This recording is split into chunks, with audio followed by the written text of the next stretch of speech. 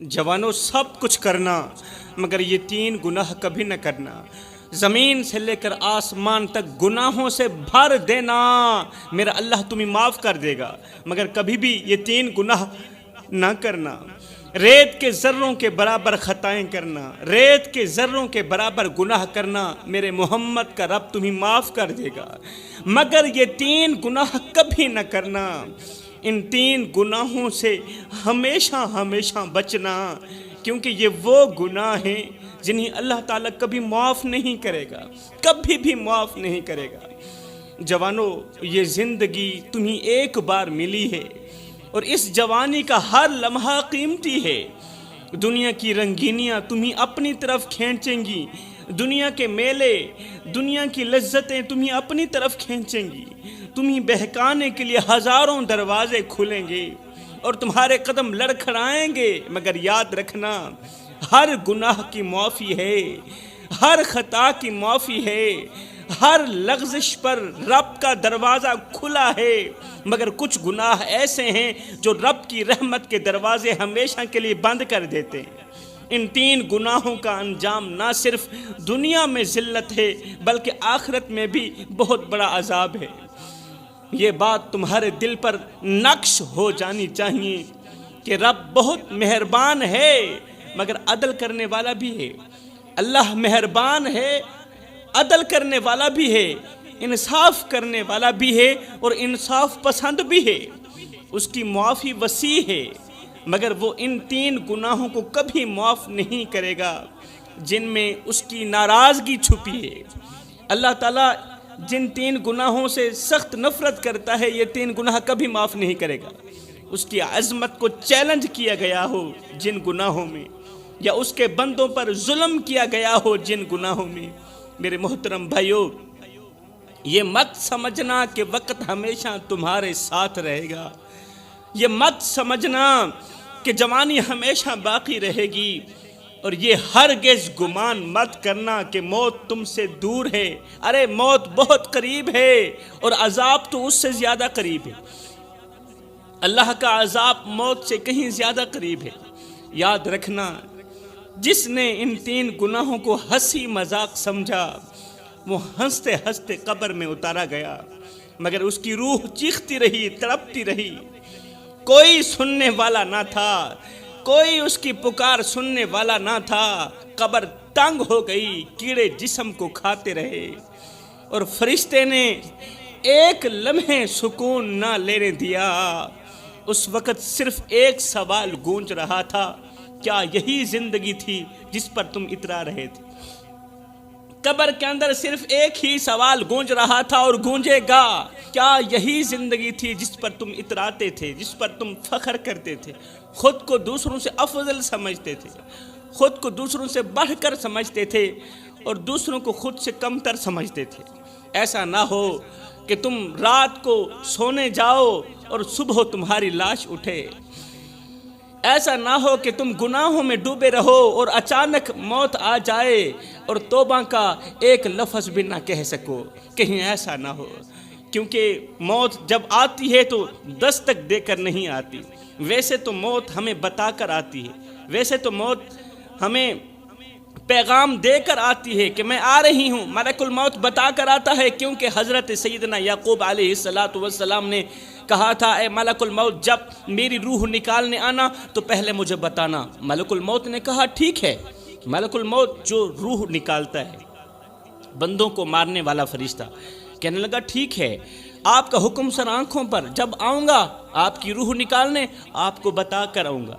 एक दिन अल्लाह का करना ऐसा हुआ, अचानक मलकुल मौत आ गया। कैसे आना हुआ? जनाब की रूह निकालने आया हूँ। अच्छा, मुझे मारने आए हो? मैंने नहीं कहा था जब मेरी रूह निकालने आना तो पहले मुझे बताना। तो मलकुल मौत ने कहा, हज़रत एक बार नहीं, दो बार नहीं, 7 मरतबा बता चुका हूँ कि मैं आपके पास आ रहा हूँ। हज़रत याकूब अलैहिस्सलाम ने फरमाया, वो किस तरह? मलकुल मौत ने कहा, हज़रत आपके महल्ले में फ़लाँ बच्चे की रूह निकाली थी, फ़लाँ बूढ़ी औरत को मारा था, फ़लाँ बूढ़े शख्स का आपने खुद ही जनाजा पढ़ाया था। हज़रत आपकी दाढ़ी सफ़ेद हो गई थी, हज़रत आप कमज़ोर हो गए थे, हाथ कांपने लगे क्योंकि कमज़ोरी छा गई थी।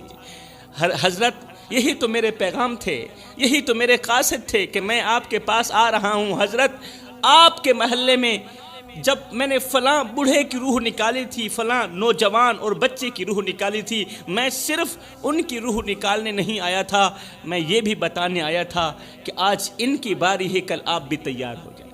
تو میرے بھائیو، ایسا نہ ہو کہ تم گناہوں میں ڈوبے رہو اور اچانک موت کا فرشتہ آ جائے اور توبہ کا ایک لفظ بھی نہ کہہ سکو، توبہ کا دروازہ پھر ہمیشہ کے لیے بند ہو جائے۔ اور اگر تم ان 3 گناہوں میں سے کسی ایک گناہ میں بھی پھنس گئے تو سن لو میرے بھائیو، پھر نہ تمہارے آنسو کام آئیں گے، نہ دعائیں کام آئیں گی، نہ قرآن کام آئے گا، نہ کفن کام آئے گا۔ وہ رب جو ماں سے 70 گناہ زیادہ محبت کرتا ہے، وہ بھی ان 3 گناہوں پر اپنی رحمت روک لیتا ہے۔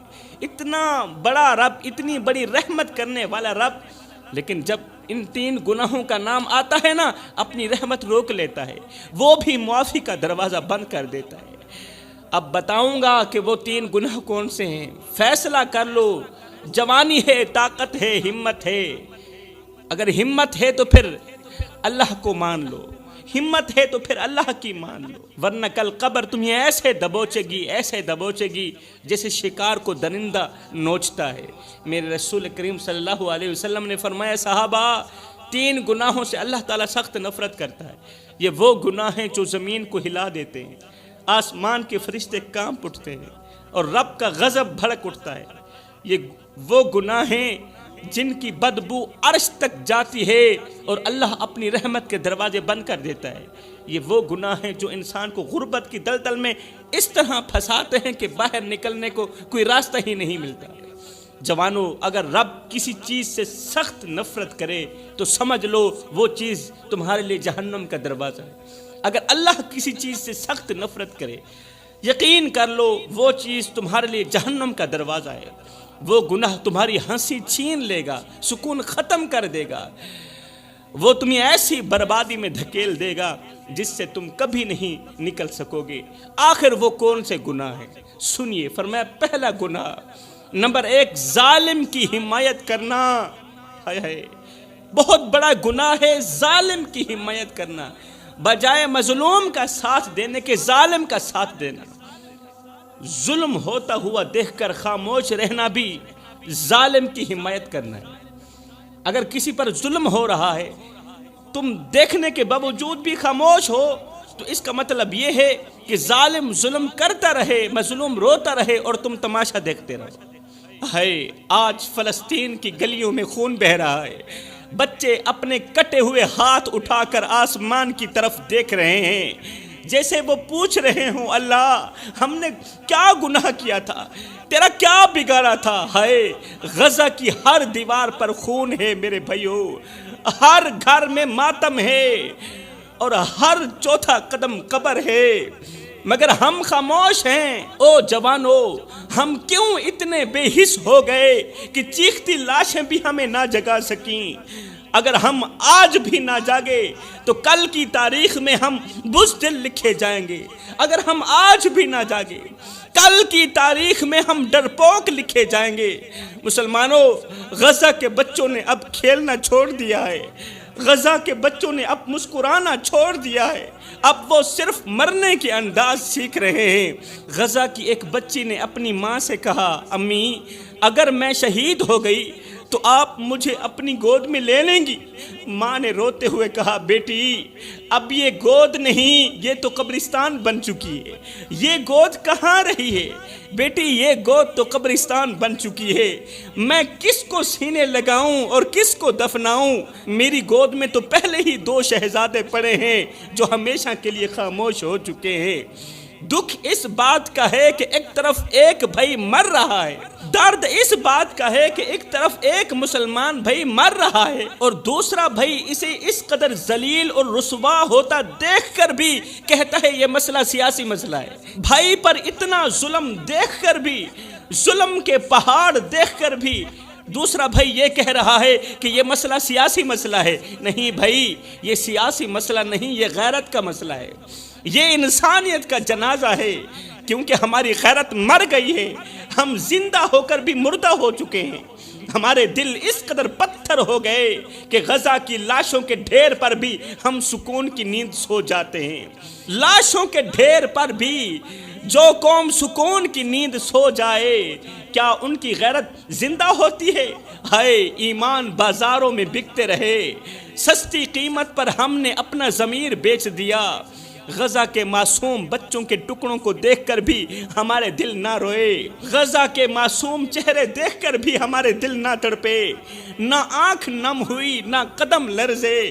فلسطین کی مائیں اپنی گود خالی ہونے پر چیختی رہیں، بچوں کی لاشیں دیکھ کر چیختی رہیں، اور ہم اپنی مصروفیات میں اس قدر غرق ہو گئے کہ غزہ والوں کا حال پوچھنا بھی یاد نہ کیا۔ فرمایا سب کچھ کرنا، ظالم کا ساتھ مت دینا، مظلوم پر ظلم ہوتے ہوئے دیکھ کر خاموش مت ہونا۔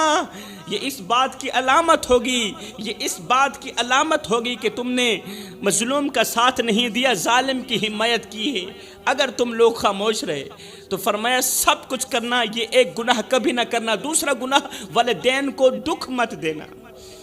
والدین کو دکھ دینا، درد دینا، یہ بہت بڑا گناہ ہے۔ والدین کی قربانیوں کو فراموش کر دینا، یہ بہت بڑا گناہ ہے۔ یہ وہ گناہ ہے جس کی وجہ سے اللہ تعالیٰ بندے سے سخت نفرت کرتا ہے۔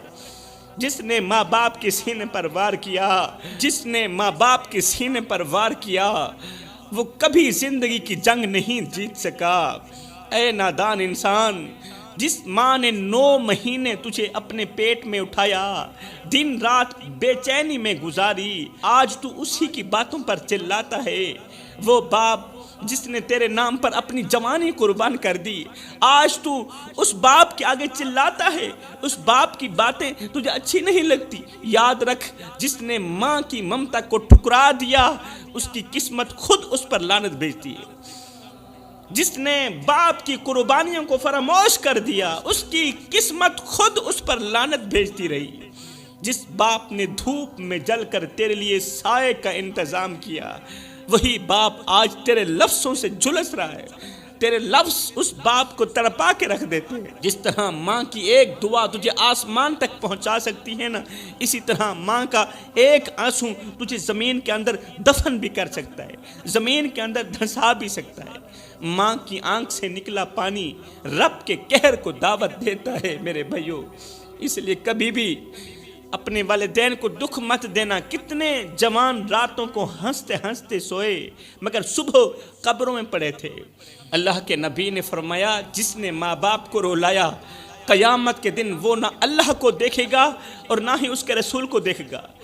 جس پر رب کی نظر نہ ہو، اس کا وجود دنیا میں صرف ایک لعنت بن جاتا ہے۔ جی ہاں، جس پر رب کی نظر نہ ہو، جس اولاد نے والدین کی شان کو نہ پہچانا، ان کے سائے کو بوجھ سمجھا، والدین کے ہاتھوں کی جھریوں کو نظر انداز کیا، وہ دنیا میں کبھی سرخرو نہ ہو سکی، بالکل نہیں ہو سکتی۔ کیونکہ ماں باپ کی عزت وہ تاج ہے جسے پہن کر ہی انسان لوگوں میں سر اٹھا کر جیتا ہے، اور جو اولاد وہ تاج اپنے ہاتھوں سے اتار کر پھینک دیتی ہے، ماں باپ کی عزت کا تاج، والدین کی خدمت کا تاج جو اولاد اپنے ہاتھوں سے اتار کر زمین میں پھینک دیتی ہے نا، پھر معاشرہ ایسی اولاد کے سر پر جوتے رکھ دیتا ہے۔ جس گھر سے ماں کی دعائیں اٹھ جائیں، وہاں نہ برکت رہتی ہے نہ رحمت رہتی ہے، وہاں صرف اندھیرے ہوتے ہیں میرے بھائیوں، وہاں ہر طرف ماتم ہوتے ہیں، اور سکون صرف قبروں میں نظر آتا ہے۔ ایسی اولاد کو لوگ عزت سے نہیں افسوس سے یاد کرتے ہیں۔ لوگ ایسی اولاد کا حال تک نہیں پوچھتے، بلکہ مثالیں دیتے ہیں کہ فلاں کی ماں نے اسے بد دعا دی تھی، فلاں کے باپ نے اسے بد دعا دی تھی۔ والدین کو رلانے والی اولاد دنیا میں ایسے بکھرتی ہے جیسے طوفان میں چراغ بکھرتا ہے، نہ کوئی سنبھالنے والا ہوتا ہے، نہ کوئی پوچھنے والا ہوتا ہے۔ اس کی عزت، اس کی دعائیں، اس کی پہچان، سب کچھ اسی دن دفن ہو جاتی ہے جب ماں کے دل سے آہ نکلتی ہے۔ پھر لوگ ایسی اولاد کو چھوڑ دیتے ہیں، رشتے بھاگ جاتے ہیں، اور وقت اسے آئینہ دکھاتا ہے کہ جو تو نے ماں باپ کے ساتھ کیا وہ اب تیرے ساتھ ہو رہا ہے، اب دنیا وہی تیرے ساتھ کر رہی ہے۔ تو فرمایا سب کچھ کرنا، والدین کو دکھ مت دینا، والدین کو درد مت دینا، خصوصاً بوڑھے باپ کی عزت والی پگڑی کسی کمینے کی پاؤں تلے نہ رونگنا۔ زندگی میں کوئی ایسا کارنامہ سر انجام مت دینا کہ تیرے کالے کرتوت کی وجہ سے تیرے بوڑھے باپ کی عزت والی پگڑی کسی کمینے کے پاؤں تلے روندی جائے۔ فرمایا تیسرا گناہ، کبھی بھی کسی کا دل نہ دکھانا، کسی کا بھی دل نہ دکھانا۔ کسی کو دکھ دے کر، کسی کو درد دے کر، کسی کو غم دے کر تجھے کیا لگتا ہے کہ تو ساری زندگی ایسے ہی مسکراتا رہے گا؟ نہ بندے نہ، بس وقت کے الٹنے کی دیر ہے، تیری باری بھی دور نہیں ہے۔ اس لیے کہ زندگی کے کسی نہ کسی موڑ پہ اپنا کیا آخر بھگت نہیں پڑتا ہے۔ میں دعا کرتا ہوں اللہ ہمیں ان 3 گناہوں سے جلد از جلد توبہ کرنے کی توفیق عطا فرما۔ اللہ ہم سب بھائیوں کو وہ نیک کام کرا دے جس پر تو بھی راضی ہو جائے، تیرا محبوب بھی راضی ہو جائے۔ آمین ثم آمین، وما علینا الا البلاغ المبین۔